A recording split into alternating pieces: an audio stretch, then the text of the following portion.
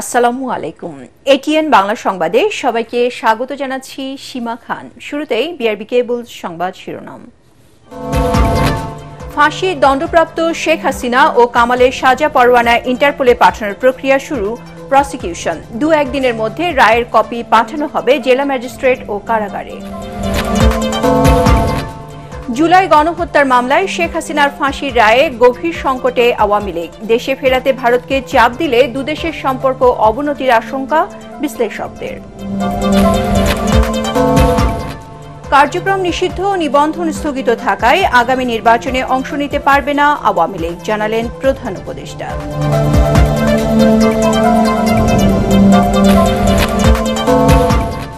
7 দিনের মধ্যে অবৈধ পোস্টার, ব্যানার অপসারণের নির্দেশ ডিএনসিসির। সংসদ নির্বাচনে মোট ভোটার 12,77,00,000 লাখ। চূড়ান্ত নিবন্ধন পেল এনসিপি ও সমাজতান্ত্রিক দল। যারা দেশের মানুষের সাথে বেইমানি করে তাদের পরিণতি হয় ভয়াবহ, মন্তব্য রুহুল কবির রেজভীর। গণহত্যার দায়ে শেখ হাসিনার মৃত্যুদণ্ডের আদেশ তারই প্রমাণ। এবং আনসার ভিডিপির জন্য 17,000 শটগান কিনছে সরকার। রোজার আগে চাল ও গম আমদানি করা হবে, জানালেন অর্থ উপদেষ্টা। শুনছিলেন বিআরবি কেবল সংবাদ শিরোনাম। এবারে জানাবো বিস্তারিত।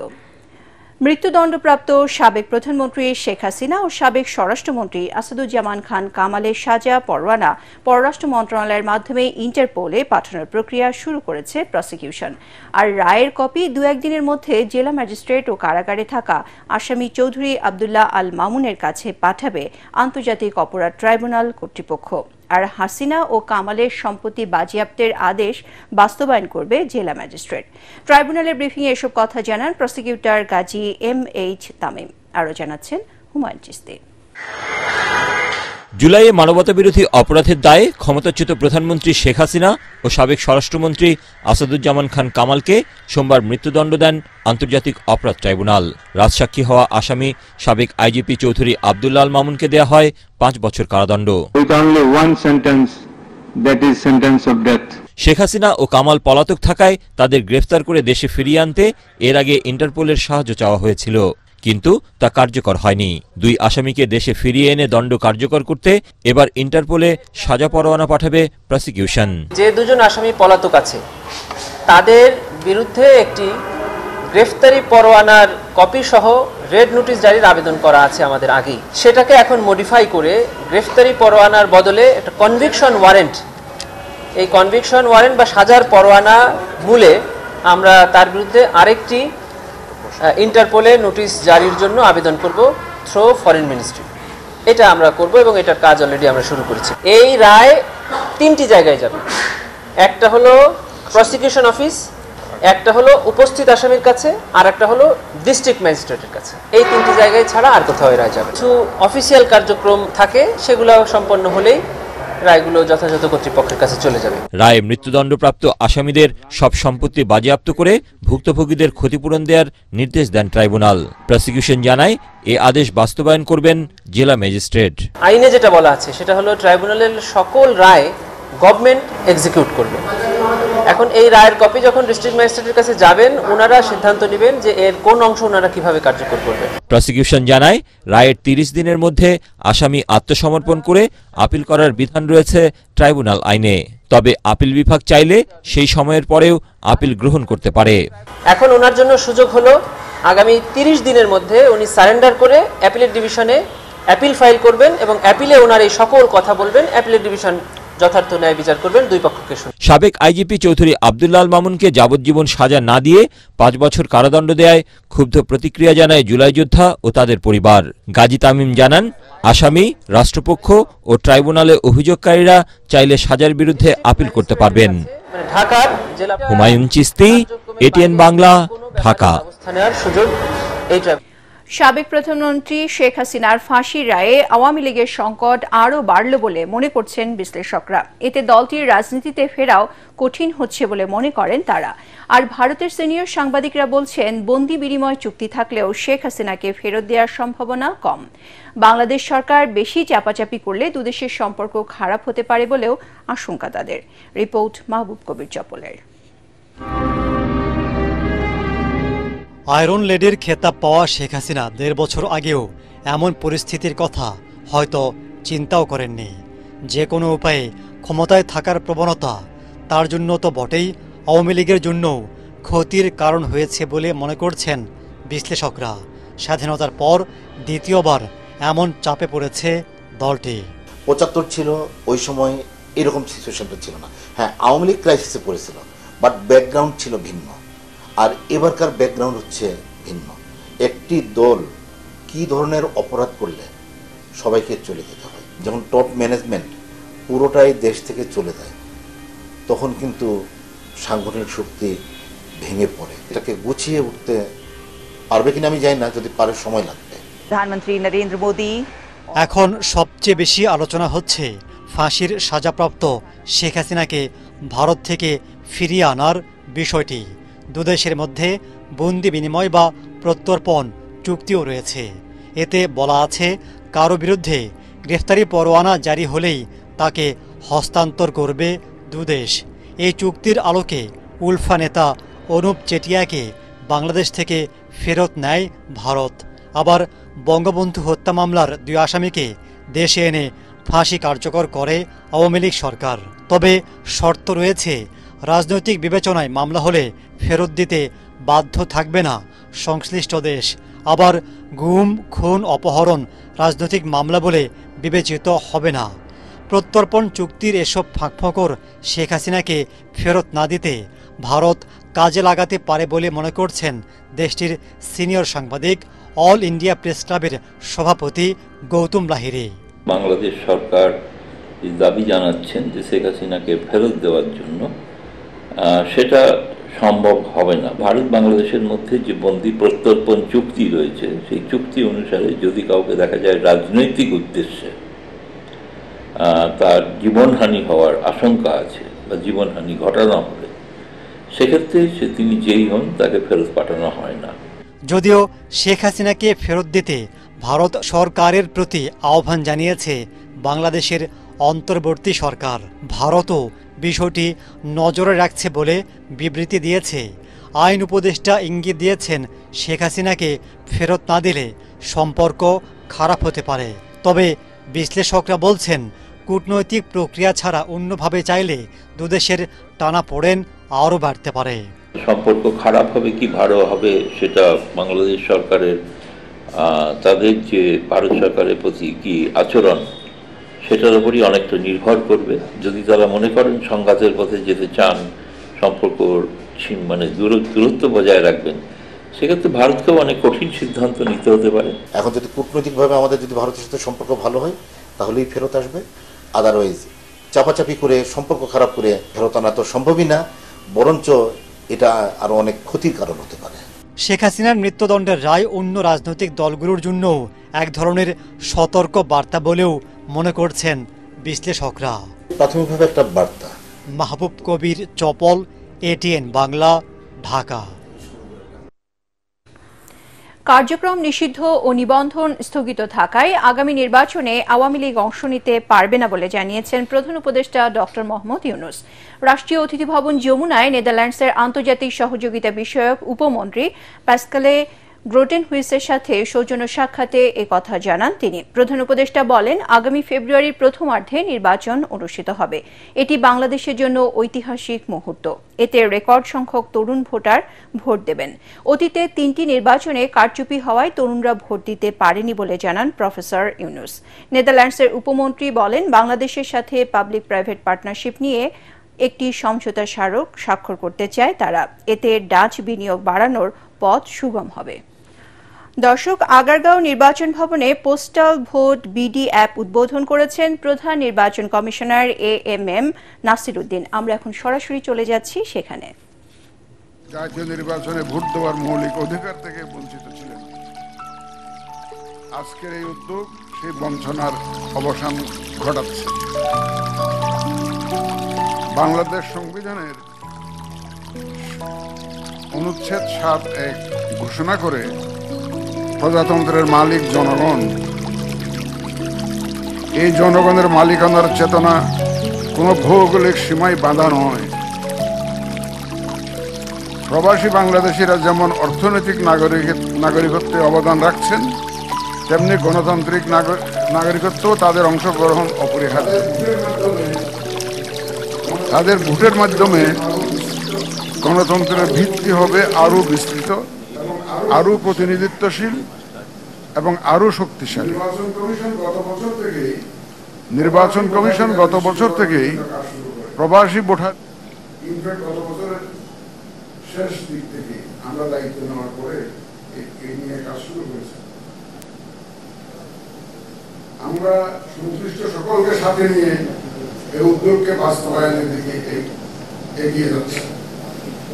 এর জন্য নির্বাচনের কমিশনের সরাসরি তত্ত্বাবধানে একটি প্রকল্প হাতে নেওয়া হয়। আমি এক্ষেত্রে পরিকল্পনা কমিশনকে আন্তরিক ধন্যবাদ জানাই, বিশেষ করে মাননীয় পরিকল্পনা উপদেষ্টাকে ধন্যবাদ জানাই। অতি দ্রুত এই প্রকল্পটি ওনারা অনুমোদন দিয়েছেন। প্রজেক্টের মাধ্যমে একটি মোবাইল অ্যাপ ডেভেলপমেন্টের জন্য প্রয়োজনীয় বিশেষজ্ঞদের সাথে নিয়ে কাজ শুরু করি আমরা।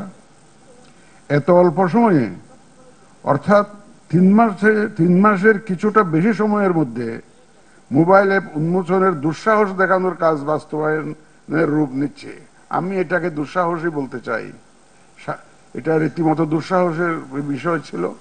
আমার সাথে যারা বিদেশি অ্যাম্বাসেডারগণ দেখা করতেন, বিদেশি এক্সপার্টরা আসতেন, তাদের কাছ থেকে আশাব্যঞ্জক কোনো কথা আমি শুনতে পেতাম না অ্যাবাউট দিস এক্সপাট্রিয়েট ভোটিং। তারপরেও আমরা এখানে ঝাঁপিয়ে পড়েছি। সব ধরনের বিশেষজ্ঞদেরকে সাথে নিয়ে আমরা এগিয়ে গেছি। এটাকে আমি এই জন্য দুঃসাহস হিসাবে অভিহিত করছি। এই প্রকল্পের প্রথম বাস্তবায়ন ধাপ হিসাবে আজ উদ্বোধন করা হয়েছে পোস্টাল ভোট বিডি অ্যাপ। এটি আইটি সাপোর্টেড ডাকযোগে ভোটিং ব্যবস্থা। It's a hybrid solution, both online and also manual. Vote প্রদানের বিষয়টি ম্যানুয়াল, রেজিস্ট্রেশনের বিষয়টি অনলাইন, যা আমাদের প্রবাসী ভোটার গণতন্ত্র ও সুশাসনের জন্য একটা সেতুবন্ধন রচনা করবে। এক্ষেত্রে অনেক চ্যালেঞ্জ রয়েছে। এই সমস্ত চ্যালেঞ্জ মোকাবেলা করে আমরা কিন্তু স্লো অ্যান্ড স্টেডি, যেটাকে বলে slow and steady wins the race, আমরা সেই স্লো অ্যান্ড স্টেডি ওয়েতে এগিয়ে যাচ্ছি এবং এ পর্যন্ত আল্লাহর রহমতে আমরা এগিয়ে এসেছি। চ্যালেঞ্জের মধ্যে যেমন ধরেন আইডেন্টিফিকেশনের একটা চ্যালেঞ্জ আছে। আর এখানে যতগুলো দেশে প্রবাসীরা থাকেন ততগুলো দেশের ডাক বিভাগ এখানে সম্পৃক্ত।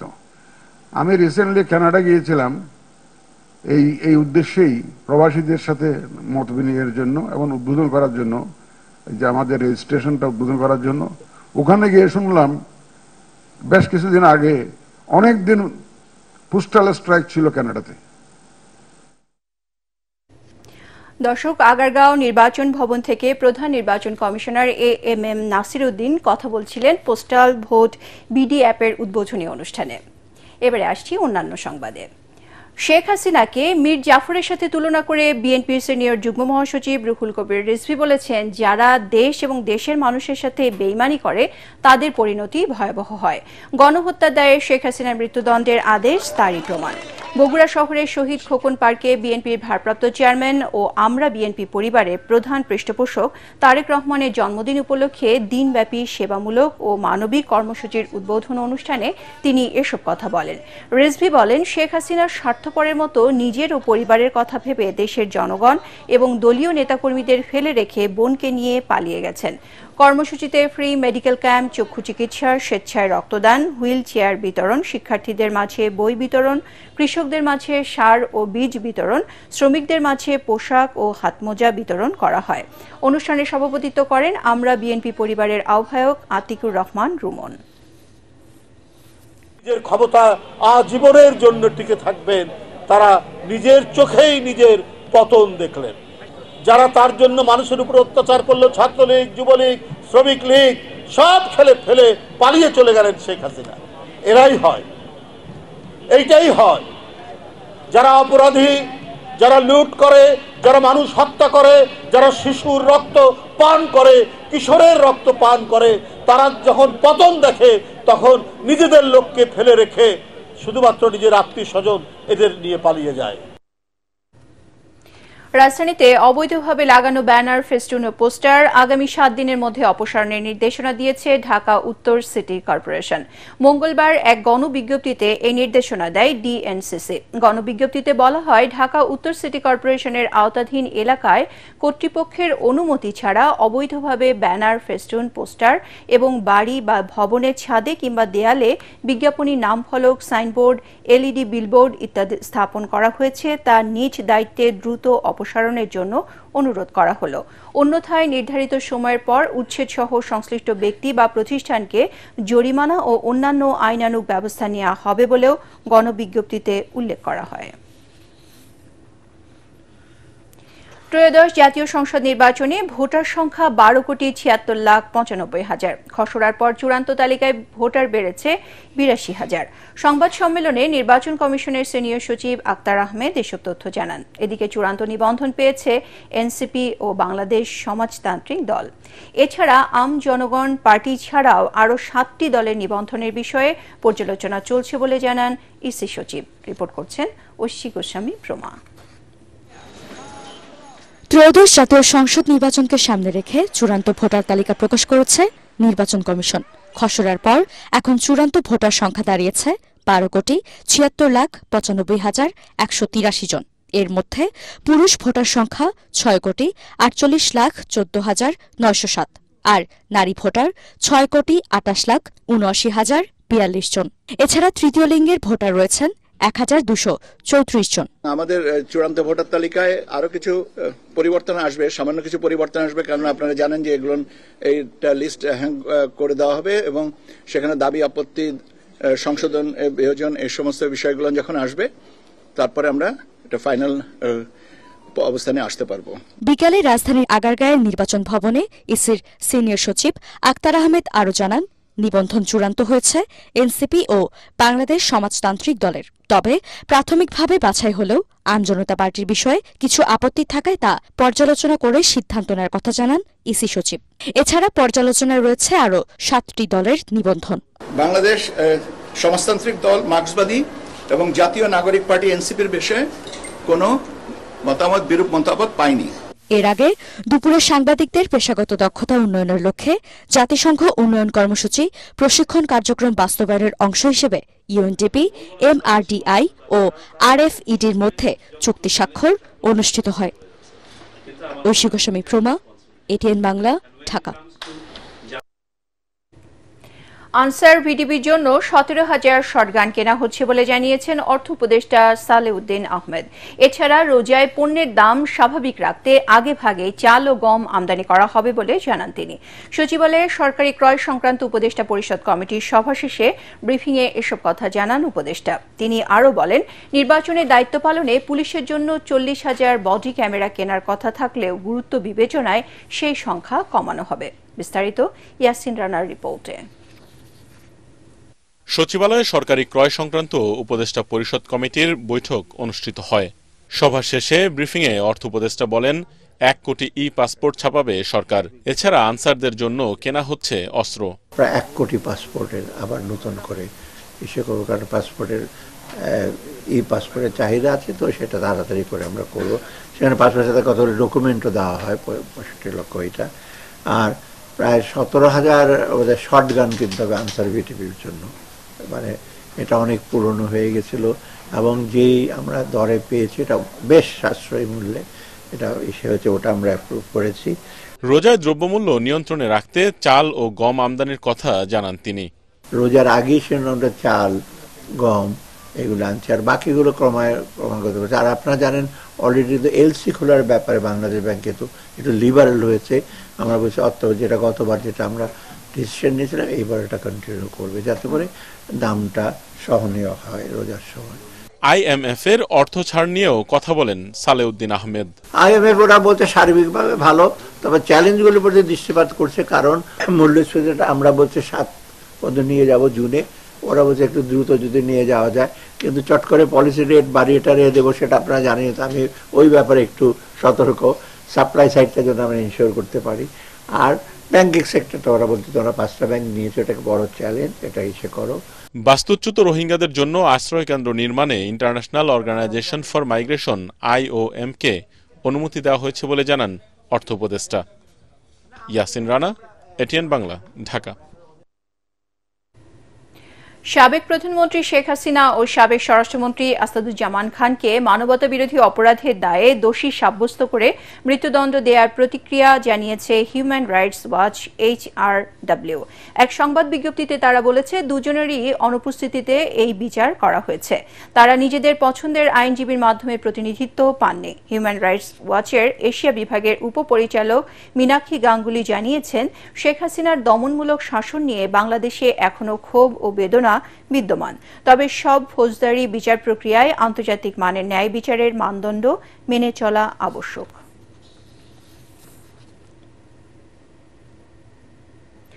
ধানমন্ডি ৩২ নম্বরে শেখ মুজিবুর রহমানের বাড়িকে ঘিরে গতকাল টানা উত্তেজনা, আইনশৃঙ্খলা বাহিনীর সাথে ধাওয়া পাল্টা ধাওয়া হলেও আজ সেখানকার পরিস্থিতি স্বাভাবিক। সকালে দেখা যায় বিক্ষোভকারীরা না থাকলেও সতর্ক অবস্থানে আছে আইনশৃঙ্খলা রক্ষাকারী বাহিনী। সেনাবাহিনী, পুলিশ ও বিজিবি সদস্যরা পুরো ৩২ নম্বর বাড়িটিকে ঘিরে রেখেছে। সেখানে কাউকেই ঢুকতে দেয়া হচ্ছে না। এর আগে সোমবার ধানমন্ডি ৩২ নম্বরে শেখ মুজিবুর রহমানের বাড়ির অবশিষ্ট অংশ ভাঙতে জড়ো হন বিক্ষুব্ধ জনতা। বেলা বাড়ার সঙ্গে সঙ্গে মানুষের উপস্থিতিও বাড়তে থাকে। দুপুরের পর আইনশৃঙ্খলা বাহিনীর বাধার কারণে তারা শেখ মুজিবুর রহমানের বাড়ির অবশিষ্ট অংশ ভাঙতে পারেননি। রাত পর্যন্ত চলে সংঘর্ষ ও ধাওয়া পাল্টা ধাওয়া।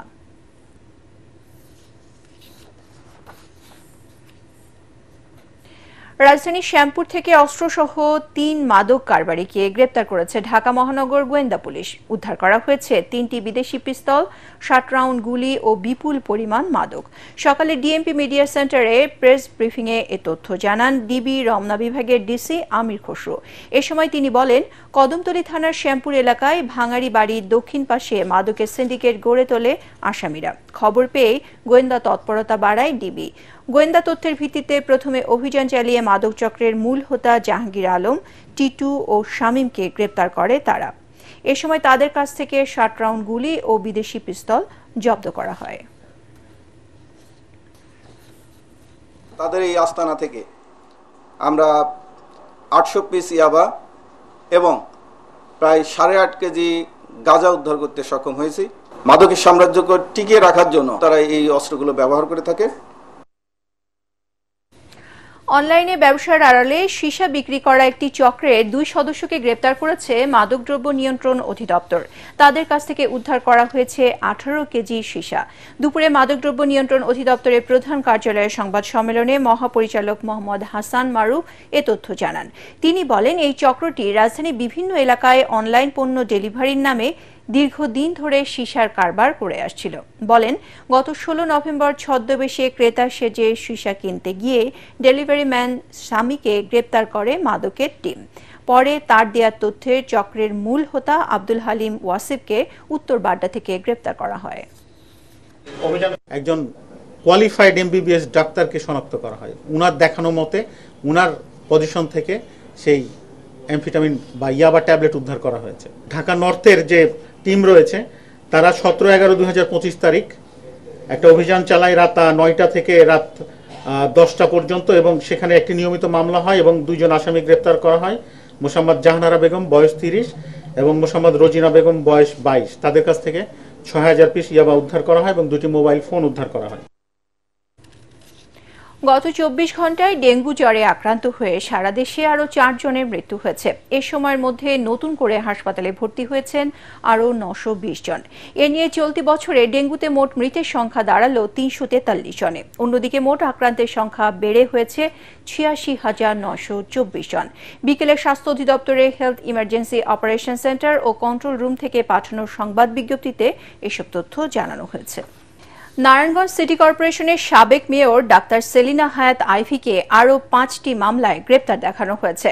সকালে নারায়ণগঞ্জ সদরে অতিরিক্ত চিফ জুডিশিয়াল ম্যাজিস্ট্রেট সেলিনা খাতুনের আদালতে সদর থানায় পুলিশ নির্যাতনের একটি মামলা এবং অতিরিক্ত চিফ জুডিশিয়াল ম্যাজিস্ট্রেট ফতুল্লাহ মাইমুনা আক্তার মনির আদালতে ফতুল্লার 4টি হত্যা মামলার শুনানি হয়। আদালতে আইভির অনুপস্থিতিতে মামলার শুনানির সময় তার আইনজীবী অ্যাডভোকেট আওলাদ হোসেন জানান, যে 5টি মামলায় গ্রেপ্তার দেখানো হয়েছে সেগুলোতে আইভির নাম নেই। বর্তমানে সেলিনা হায়াত আইভি কাশিমপুর কারাগারে আছেন। শুধুমাত্র হ্যারাস করার জন্য, তার জামিনকে প্রলম্বিত করার জন্য, দীর্ঘ হাজতবাসের জন্য মিথ্যাভাবে এই মোকদ্দমায় তাকে শুনানি দেখানো হয়েছে। আমরা বিজ্ঞ আদালতে আমাদের বক্তব্য উপস্থাপন করেছি। আমরা ভবিষ্যতে আইনানুগভাবে উচ্চ আদালতে যাব এবং উচ্চ আদালতে ন্যায় বিচার পাব, এই হচ্ছে আমাদের বিশ্বাস। ভৈরবে রোপা আমনের ক্ষেতে ডেড পার্চিং পদ্ধতি ব্যবহার করে সুফল পাচ্ছেন কৃষকরা। পুঁতে রাখা বাঁশের কঞ্জি ও গাছের ডালে বিভিন্ন প্রজাতির পাখি বসে ধান ক্ষেতের পোকামাকড় খাচ্ছে। কীটনাশক ব্যবহার না করেই অল্প খরচে এই পদ্ধতিতে নিধন হচ্ছে ধানের ক্ষতিকারক পোকা। তাই কৃষকদের মাঝে দিন দিন জনপ্রিয় হচ্ছে ডেড পার্চিং পদ্ধতি। ভৈরব প্রতিনিধি তুহিন মোল্লার পাঠানো তথ্য ছবিতে আরও জানাচ্ছেন শরীফুল ইসলাম। নানা প্রজাতির পোকার আক্রমণে প্রতি বছর ধান গাছের ব্যাপক ক্ষতি হয়। তাই ভৈরবে আমন ধান ক্ষেতের পোকা দমনে এবার ডেড পার্সিং পদ্ধতি ব্যবহার করেছেন কৃষকরা। কৃষি বিভাগের পরামর্শে ধানের চারা লাগানোর সময়ই ক্ষেতে ডেড পার্সিং পদ্ধতির ব্যবস্থা করেছেন তারা। ফলে এখন পার্সিং পদ্ধতি পোকা দমন করে সুফল পাচ্ছেন কৃষকরা। কোনো প্রকার বালাইনাশক ব্যবহার না করে পরিবেশের ভারসাম্য রক্ষার পাশাপাশি আর্থিক ক্ষতি থেকে রেহাই মিলছে কৃষকদের। জমির মাঝে রিংলাকে খুঁটি গুপে দিছি, এটা পাখি আয় পাখি সকালে বিকালে বইতাছে, টুকায় খাই লেছে, আর কীটনাশক লাগে না। আমরা আগে কীটনাশক দিতাম, এখন আমরা দিই না, নতুন পদ্ধতি পাইছি, ডালা কুপে দিছি, আমরা অনেক উপকারী পাই, আমরা জমির অনেক ভালো ফসল হয়। কৃষকরা তাদের আমন ধান ক্ষেতের বিভিন্ন স্থানে বাঁশের কাঞ্চি ও গাছের ডাল পুঁতে দিয়েছেন। এসব বাঁশের কাঞ্চি ও গাছের ডালে নানা ধরনের পাখি বসে ক্ষতিকর পোকা খেয়ে ফেলছে এবং পাখি ওই পার্সিংয়ে বসে ক্ষণিক সময়ের বিশ্রামও নিচ্ছে। এভাবে কীটনাশক ছাড়াই পোকার আক্রমণ থেকে ধান গাছ রক্ষা পাচ্ছে বলে জানান কৃষকরা। পোকাগুলো করে কি ধানের হিজা গিয়া গুড়িত গিয়া কাটতে দেয়, পরে হিজাগুলা মরে যায়। ওখানে জানতে পারলাম যে পাখি এই জানগার মাঝে বসলে পোকামাকড় খায়ালা, জিংলা কুপটা দিলে যে এইরকম উপকার হয়। এখন কৃষি অফিসের পরামর্শ আমরা জিংলা কুপটা দিই জমিতে, এখন পোকামাকড় জমি সব খায়ালা পাখিরা অনেক আমরা লাভবান। কৃষকদের কাছে পোকা দমনের পার্সিং পদ্ধতি ব্যবহার দিন দিন ব্যাপক সাড়া ফেলেছে। এটা পরিবেশ বান্ধব এবং ব্যবহারের জমিতে এর মাধ্যমে ক্ষতিকর কীটনাশক ব্যবহার কমবে বলে আশা কৃষি বিভাগের। কীটনাশক ছাড়া আমরা যদি পার্চিং এর মাধ্যমে করি তাহলে সে একটা মাজরা পোকা থেকে প্রায় 200 থেকে 250 মত খুব মানে এটা টাকা বা কম খরচে সেটা করা যায় এবং সেটা অবশ্যই পরিবেশ বান্ধব। চলতি মৌসুমে ভৈরব উপজেলায় 9560 হেক্টর জমিতে আমনের চাষ হয়েছে। Bureau report, ATN Bangla. রাজধানীতে মাইলস্টোন কলেজ সায়েন্স ক্লাবের উদ্যোগে 3 দিনব্যাপী বিজ্ঞান মেলা শুরু হয়েছে। কলেজ মিলনায়তনে মেলার উদ্বোধন করেন কলেজের প্রিন্সিপাল মোহাম্মদ জিয়াউল আলম। এ সময় তিনি বলেন, এই মেলায় অংশ নেওয়া ক্ষুদে বিজ্ঞানীরা ভবিষ্যতে আন্তর্জাতিক পর্যায়ে দেশের সুনাম বাড়াবে। প্রতিদিন সকাল 9টা থেকে বিকেল 4টা পর্যন্ত চলবে এই মেলা। ছাত্রছাত্রীদের জন্য উন্মুক্ত থাকবে এই মেলা। এ সময় উপস্থিত ছিলেন কলেজের vice principal admin Masud Alam ও ডাইরেক্টর অ্যাডমিন কাজী বিলকিস আরা ইরিন। এ আয়োজনের মিডিয়া পার্টনার এটিএন বাংলা। এবারে অর্থ সংবাদ।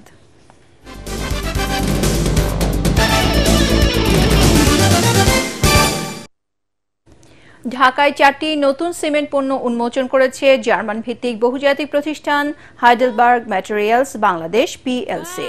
রাজধানী ইন্টারকন্টিনেন্টাল হোটেলে আয়োজিত অনুষ্ঠানে স্ক্যান সিমেন্ট ও রুবি সিমেন্টের নতুন 2টি ক্যাটাগরি একসঙ্গে বাজারে ছাড়ার ঘোষণা দেওয়া হয়। প্রতিষ্ঠানটির পক্ষ থেকে জানানো হয়, পিসিসি ম্যাক্স হচ্ছে বাংলাদেশে প্রথম 52.5 এন গ্রেডের পোর্টল্যান্ড কম্পোজিট সিমেন্ট। যা 2 দিনে 20 MPa এবং 28 দিনে 52.5 MPa শক্তি অর্জন করে। স্ক্যান ইভোবেল্ট একটি লো কার্বন পরিবেশ বান্ধব সিমেন্ট, যার কার্বন নিঃসরণ শতকরা 50% কম। আর রুবি SRC দেশের প্রথম sulphate resisting blast furnace cement, যা উপকূলীয় ও লবণাক্ত এলাকায় নির্মাণে বাড়তি সুরক্ষা দেবে। অনুষ্ঠানে উপস্থিত ছিলেন হাইডেলবার্গ ম্যাটেরিয়ালস বাংলাদেশের managing director Terence Ong Kiang Hock, sales and marketing director Samir Zakaria এবং সারা দেশের ইঞ্জিনিয়ার, প্রোডাক্ট এক্সপার্ট ও ব্যবসায়িক পার্টনাররা। এখন সন্ধানী লাইফ ইন্স্যুরেন্স আন্তর্জাতিক সংবাদ।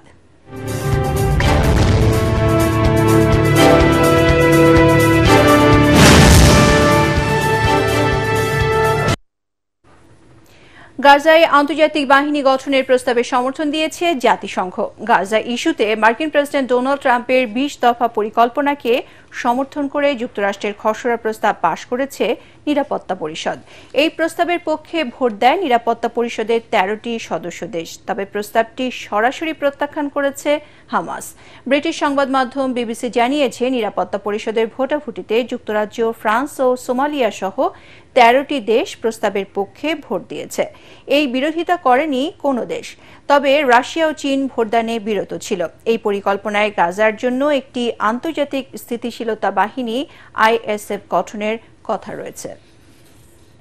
জয়পুরহাটে অযত্ন অবহেলায় জরাজীর্ণ পড়ে আছে প্রান্তিক কৃষকদের সেবা দানকারী প্রতিষ্ঠান ইউনিয়ন কৃষি সেবা কেন্দ্রগুলো। সংস্কারের অভাবে পরিত্যক্ত ভবনগুলো পরিণত হয়েছে ভুতুড়ে বাড়ি। অনেক কেন্দ্রে চলে মাদকসেবীদের আড্ডা, এতে কৃষি সেবা থেকে বঞ্চিত হচ্ছেন কৃষকরা। অন্যদিকে নষ্ট হচ্ছে সরকারের কোটি টাকার সম্পদ। জয়পুরহাট প্রতিনিধি রফিকুল ইসলাম রফিকের পাঠানো তথ্য ছবিতে আরও জানাচ্ছেন নিয়াজ জামান সজীব। 80 দশকে প্রান্তিক কৃষকদের কৃষি সেবা দিতে জয়পুরহাটের 32টি ইউনিয়নে নির্মাণ করা হয় ইউনিয়ন কৃষি সম্প্রসারণ কেন্দ্র এবং কৃষি তথ্য সেবা ও পরামর্শ প্রদান কেন্দ্র।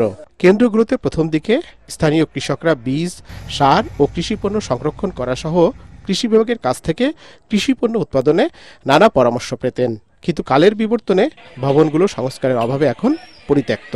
এই অফিসটা ময়লার ভাগার হয়ে আছে, এখানে একবারে পরিত্যক্ত অবস্থায়, এখানে নিশা পান অনেকেই করে এবং আশেপাশে দুর্গন্ধ ছড়ায়। কোটি কোটি টাকা খরচ করে সরকারি প্রতিষ্ঠানটা করেছে, যে কোনো উন্নয়ন নাই। এতে বর্ষার সময় তো এই দিক দিয়ে যাওয়াই যায় না, বাচ্চাকে স্কুলে পৌঁছানোই যায় না, 4-5 দিন স্কুল বন্ধ রাখতে হয়। এটার পরিষ্কার হোক, তারা আসে বসুক, আমাদের পরামর্শ দেখ। তো আমরা এটার খুব ভালোভাবে সংস্কার চাই এবং অফিসাররা এখানে আসে বসুক, আমরা এটা দেখতে চাই। বরাদ্দ পেলে কেন্দ্রগুলো সংস্কার করার কথা জানিয়েছে জেলা কৃষি বিভাগ। যদি প্রয়োজনীয় ফান্ড সাপ্লাই পাওয়া যায় তাহলে আমরা এগুলোতে মেরামত করব, এতে কৃষক ভাইরা মানে এসব এখানে থাকতে পারবে, বীজ সার রাখা যাবে এবং সেই সাথে এবং কৃষক ভাইরা শারীরিকভাবে এতে উপকৃত হবে। কৃষি সেবা নিশ্চিত করতে কেন্দ্রগুলো দ্রুত সংস্কার করে চালুর দাবি কৃষক ও স্থানীয়দের। Bureau report, ATN Bangla. এবারে খেলার খবর।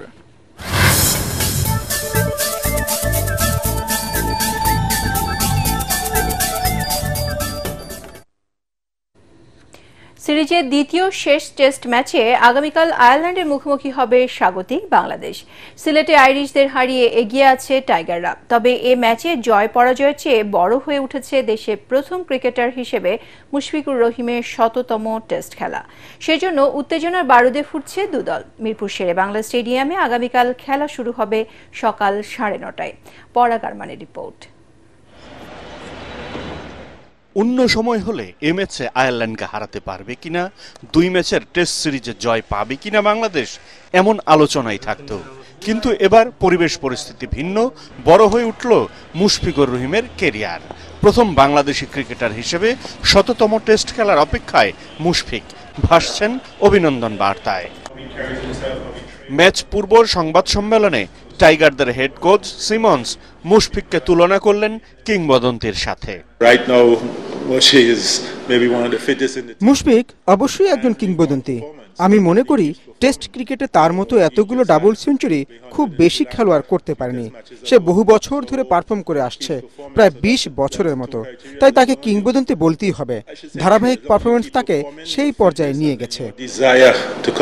বাংলাদেশকে হারানো কিংবা পরাজয়ের প্রতিশোধ কথা দূরে রইল, শততম টেস্ট খেলার দ্বার প্রান্তে থাকা মুশফিকের সাফল্যকে অভূতপূর্ব বলে জানান Irish top order batter Harry Tector. সে একজন জাত খেলোয়াড়, এটি তার জন্য চমৎকার অর্জন। প্রথম বাংলাদেশি হিসেবে 100 টেস্ট খেলা একটি অভূতপূর্ব অর্জন। আমি নিশ্চিত সে এর জন্য গর্বিত। জাতীয় দলের হয়ে 99 টেস্টে 27টি 50 আর 22 সেঞ্চুরিতে 6,351 রান নিয়ে শততম টেস্ট খেলতে নামবেন মুশফিক। বাংলাদেশের প্রথম হলেও বিশ্বের 84তম ক্রিকেটার হিসেবে 100 টেস্ট খেলতে যাচ্ছেন মিস্টার ডিপেন্ডেবল। পরাগ Arman, ATN Bangla, Dhaka. Asia cup বাছাই পর্বের মর্যাদাপূর্ণ ম্যাচে আজ রাতে ভারতের বিপক্ষে লড়বে বাংলাদেশ। এই ম্যাচ শুধু 3 পয়েন্টের লড়াই নয়, বরং দুদেশের ফুটবল মর্যাদা ও ভবিষ্যতের প্রতিযোগিতার রূপরেখা নির্ধারণ করবে। উভয় দলই নিজেদের শক্তিশালী একাদশ নিয়ে মাঠে নামার পরিকল্পনা করছে। জামাল ভুঁইয়ার সাথে হামজা চৌধুরী ও শামিদ সোমদের মতো প্রবাসী ফুটবলার নিয়ে ভারতের বিপক্ষে জয়ের ছক করছে লাল সবুজের দল, আর ভারত চাইছে নিজেদের শ্রেষ্ঠত্ব ধরে রাখতে। সংবাদ শেষ করার আগে বিআরবি কেবল শিরোনামগুলো আরও একবার। ফাঁসির দণ্ডপ্রাপ্ত শেখ হাসিনা ও কামালের সাজা পরোয়ানা ইন্টারপোলে পাঠানোর প্রক্রিয়া শুরু, প্রসিকিউশন। 2-1 দিনের মধ্যে রায়ের কপি পাঠানো হবে জেলা ম্যাজিস্ট্রেট ও কারাগারে। জুলাই গণহত্যার মামলায় শেখ হাসিনার ফাঁসির রায়ে গভীর সংকটে আওয়ামী লীগ। দেশে ফেরাতে ভারতকে চাপ দিলে দুদেশের সম্পর্ক অবনতির আশঙ্কা বিশ্লেষকদের। কার্যক্রম নিষিদ্ধ ও নিবন্ধন স্থগিত থাকায় আগামী নির্বাচনে অংশ নিতে পারবে না আওয়ামী লীগ, জানালেন প্রধান উপদেষ্টা।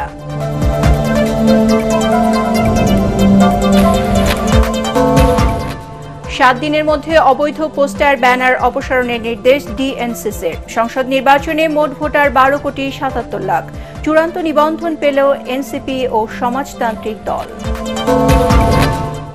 যারা দেশের মানুষের সাথে বেইমানি করে তাদের পরিণতি হয় ভয়াবহ, মন্তব্য রুহুল কবির রিজভীর। গণহত্যার দায়ে শেখ হাসিনার মৃত্যুদণ্ডের আদেশ তারই প্রমাণ। এবং আনসার ভিডিপির জন্য 17,000 শটগান কিনছে সরকার। রোজার আগে চাল ও গম আমদানি করা হবে, জানালেন অর্থ উপদেষ্টা। পরবর্তী সংবাদ দেখার আমন্ত্রণ জানিয়ে এখনকার মতো শেষ করছি। এটিএন বাংলা সংবাদ ইউটিউবে দেখতে ব্রাউজ করুন youtube/ATN Bangla News। ধন্যবাদ সবাইকে।